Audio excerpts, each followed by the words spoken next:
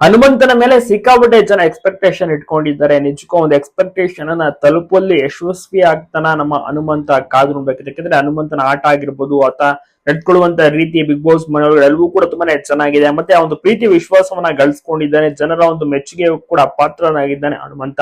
ಜೊತೆಗೆ ಈ ವಾರ ಅಂದ್ರೆ 11ನೇ ವಾರ ಬಿಗ್ ಬಾಸ್ ಮನೆಯಲ್ಲಿ ನಾಮಿನೇಟ್ ಸಹ ಆಗಿದ್ದಾನೆ ಹನುಮಂತ. ಹನುಮಂತನಿಗೆ ಓಟ್ಗಳ ಅವಶ್ಯಕತೆ ಇದೆ, ಹನುಮಂತ ಚೆನ್ನಾಗಿ ಆಟ ಆಡ್ತಾ ಇದ್ದಾನೆ ಅಂತ ಧೃತಿ ಅವರು ಕೂಡ ಬೆಸ್ಟ್ ವಿಶ್ವಾಸನ ತಿಳಿಸಿದ್ದಾರೆ. ಫಾರಿನ್ ಅಲ್ಲಿ ಇರುವಂತಹ ಧೃತಿ ಅವರು ಆಗಾಗ ಮೊಬೈಲ್ ನಲ್ಲಿ ಪ್ರೋಮೋಗಳಾಗಿರ್ಬೋದು, ವಿಡಿಯೋ ಕ್ಲಿಪ್ಪಿಂಗ್ಸ್ ಗಳನ್ನ ನೋಡ್ತಾ ಇರ್ತಾರೆ. ಹನುಮಂತನ ಕಾಮಿಡಿ ಆಗಿರ್ಬೋದು, ಮಾತನಾಡುವ ಶೈಲಿ, ಆತನ ಒಂದು ಹಾಡುಗಳು ಎಲ್ಲವನ್ನೂ ಕೂಡ ಮೆಚ್ಚಿಕೊಂಡಿದ್ದಾರೆ ಧೃತಿ ಅವರು. ಕೇವಲ ಅವರು ಮಾತ್ರವಲ್ಲದೆ ಬೇರೆ ಬೇರೆ ಸೆಲೆಬ್ರಿಟೀಸ್ ಗಳು ಕೂಡ ಹನುಮಂತನ ಸಪೋರ್ಟ್ ಮಾಡ್ತಾ ಇದ್ದಾರೆ. ತುಂಬಾ ವರ್ಷಗಳಿಂದ ಹನುಮಂತನ ನೋಡ್ಕೊಂಡು ಬಂದಿದ್ದಾರೆ. ಮುಖ್ಯವಾಗಿ ಎಲ್ಲರೂ ಕೂಡ ಹನುಮಂತನ ಒಂದು ಬೆಸ್ಟ್ ವಿಶಸ್, ಹನುಮಂತನ ಒಂದು ಗೆಲುವಿಗಾಗಿ ಕಾಯ್ತಾ ಇರೋದು. ಈ ವಾರ ಹನುಮಂತ ಬಚಾವಾಗ್ಬೇಕು, ಸೇಫ್ ಆಗ್ಬೇಕು, ಮತ್ತೆ ಫೈನಲ್ ಗೆ ಬರ್ಬೇಕು ಅಂತ ಎಲ್ಲರೂ ಕೂಡ ವೇಟ್ ಮಾಡ್ತಿರೋದು. ನಿಮ್ಗೆ ಅನ್ಸುತ್ತೆ, ನೀವು ಕೂಡ ಹನುಮಂತನಿಗೆ ಸಪೋರ್ಟ್ ಮಾಡ್ತೀರಾ?